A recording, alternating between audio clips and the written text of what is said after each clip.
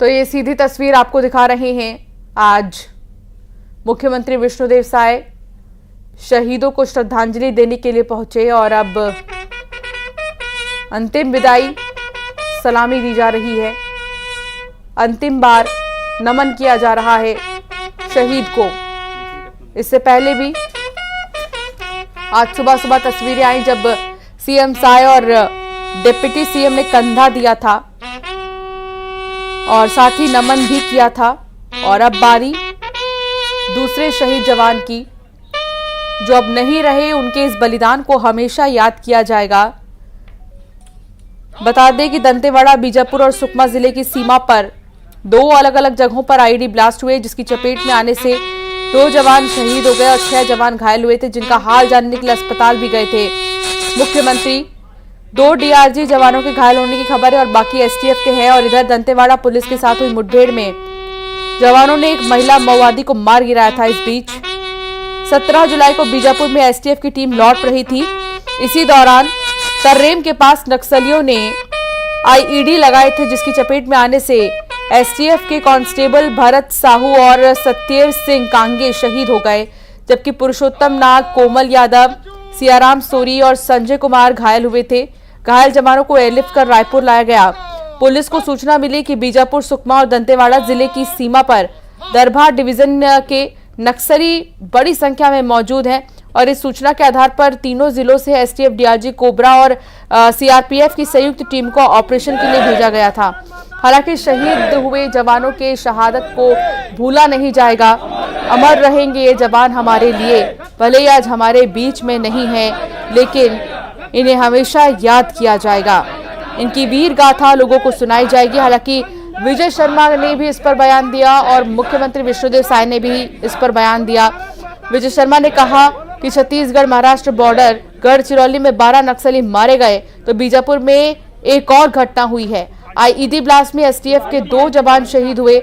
घायल 4 जवान खतरे से बाहर बताए जा रहे हैं और पूरी उम्मीद है कि सारी घटनाएं जल्द बंद होंगी और बस्तर में शांति की स्थापना की जाएगी। ये पूरा मामला 17 जुलाई का बताया जा रहा है और 17 जुलाई को हमने हमारे 2 जवान खो दिए, अब शहीद हो गए हैं। नक्सली हमले में शहीद भरत साहू का परिवार रायपुर के मोवा इलाके में रहता है। शहादत की खबर मिलने के बाद से ही पूरे देश में गम का माहौल है।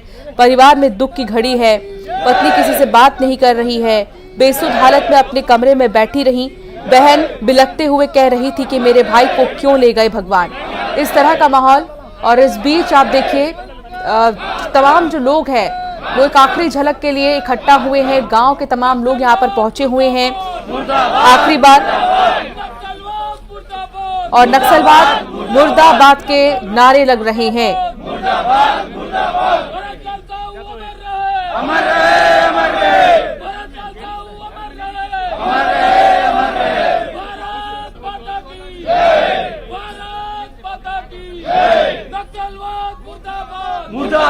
मुर्दाबाद नक्सलवाद मुर्दाबाद मुर्दाबाद मुर्दाबाद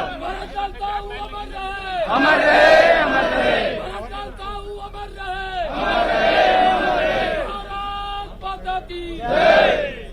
देखो देखो कौन चले, भारत मां के लाल चले। तो आप सुन रहे थे यहाँ पर जो लोग हैं उनका कहना था नक्सलवाद मुर्दाबाद और हमेशा अमर रहे शहीद जवान। उनकी शहादत को अंत काल तक याद किया जाएगा। इस तरह जो तमाम लोग इकट्ठा हुए हैं उनकी याद में खपरा भुट्टी मुक्ति धाम में अंतिम संस्कार किया जा रहा है।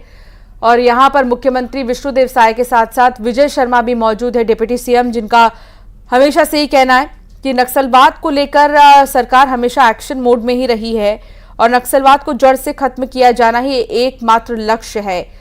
और अब मुख्यमंत्री को देख रहे हैं आप। इसके अलावा डिप्टी सीएम भी मौजूद हैं, विजय शर्मा जो कि गृह मंत्री भी है, श्रद्धांजलि देने के लिए पहुंचे हैं। और भी कई नेता यहां मौके पर मौजूद हैं। दुख की घड़ी में परिवार के साथ है सरकार, ऐसा मुख्यमंत्री विष्णुदेव साय ने भी कहा। 2 जवान ऐसे हैं विस्फोट से एसटीएफ के 2 जवान ग्राम बमहनी और बाकुलवाही जिला नारायणपुर निवासी कांस्टेबल सत्येर सिंह और लक्ष्मीनगर मोवा रायपुर निवासी कांस्टेबल भरत लाल साहू शहीद हुए हैं, दोनों को ही श्रद्धांजलि देने के लिए पहुंचे थे मुख्यमंत्री। इससे पहले सुबह भी आपने देखा जब श्रद्धांजलि देने के लिए पहुंचे और कंधा भी दिया सीएम ने। और अब एक बार फिर से दूसरे जवान को श्रद्धांजलि देने के लिए पहुंचे हैं। अंतिम सफर पर अब भरत लाल साहू हैं। भरत लाल साहू को अंतिम विदाई दी जा रही है। नम आंखों से उन्हें श्रद्धांजलि दी जा रही है। युगल तिवारी संवाददाता साथ जुड़ गए हैं। युगल, भरत साहू की अगर बात करें तो जांबाज योद्धा, या हम जो भी कहे शब्द उनके लिए कम ही पड़ेंगे। हालांकि अब वो हमारे बीच नहीं है। उनको श्रद्धांजलि देने के लिए पूरा गांव पहुंचा है, मुख्यमंत्री मौजूद है, डिप्टी सीएम मौजूद है। क्या जानकारी युगल? देखिए अंशिका, इन्हीं जो जवान है, वीर जवान है, उनकी बदौलत ही हम खुले आबो हवा में चैन की सांस लेते हैं, अमन चैन से और आजादी से घूमते हैं। ये दरअसल माओवादियों के कायराना करतूतों की वजह से इस तरह के हमारे जो जवान है वो शहादत वीर गति को प्राप्त करते हैं।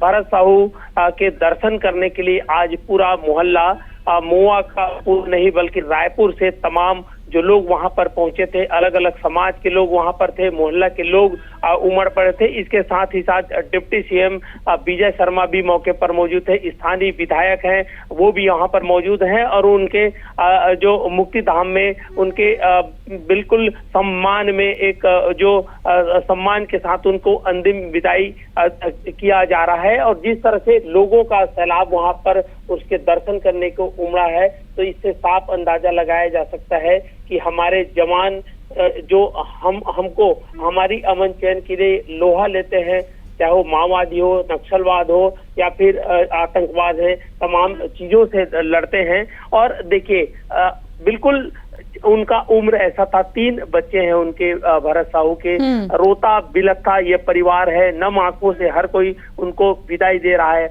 वहाँ इस तरह के रुदन था, इस तरह के माहौल थे कि बिल्कुल हर किसी की आंखें नम हो जा रही थी। जिस तरह से बच्चे, बूढ़े और यहाँ तक के महिलाएं हैं वहां पर जिस तरह से रो रहे थे, बिलख रहे थे, अपना बेटा खोया है। रायपुर नहीं, अपना बेटा नहीं बल्कि छत्तीसगढ़ का एक बेटा खोया है। तो इससे अंदाजा लगाया जा सकता है कि कितनी दर्द भरी ये पूरी दास्तां है। और माओवादी अक्सर इस तरह के करतूत करते हैं। और अगर हम सरकार की मंशा की बात करें तो उन्होंने साफ तौर पर कहा है कि कुछ ही दिनों में बस्तर को बिल्कुल शांति का टापू बना दिया जाएगा और वहां से जिस तरह से माओवाद पनप रहा है उसे धीरे धीरे खत्म करने के प्रयास किए जा रहे हैं। मुख्यमंत्री विष्णुदेव साय जब कंधा देने पहुंचे थे पार्थिव शरीर को, तब उन्होंने कहा है कि ये बौखलाहट है। अभी तक अगर हम आंकड़ों की बात करें तो जब से बीजेपी की सरकार छत्तीसगढ़ में बनी है तब से लगभग 180 से अधिक जो माओवादी हैं उसको मुठभेड़ में मारा गया है और 200 से अधिक जो माओवादी हैं वो मुख्य धारा पर जुड़े हुए हैं। तो कुल मिलाकर सरकार माओवादियों को पीछे धकेलने का काम कर रही है, चाहे वो एसटीएफ के जवान हो, चाहे हमारे सुरक्षा बल के जवान हो, लगातार उन्हें खदेड़ने का प्रयास बिल्कुल। और सरकार का रुख जो है वो एकदम साफ है कि नक्सलवाद को बर्दाश्त नहीं किया जाएगा और इसे जड़ से खत्म करना ही एकमात्र लक्ष्य है। बहुत शुक्रिया युगल जानकारी साझा करने के लिए।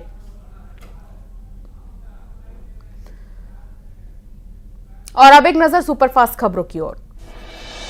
ट्रेन हादसे के बाद सभी अस्पतालों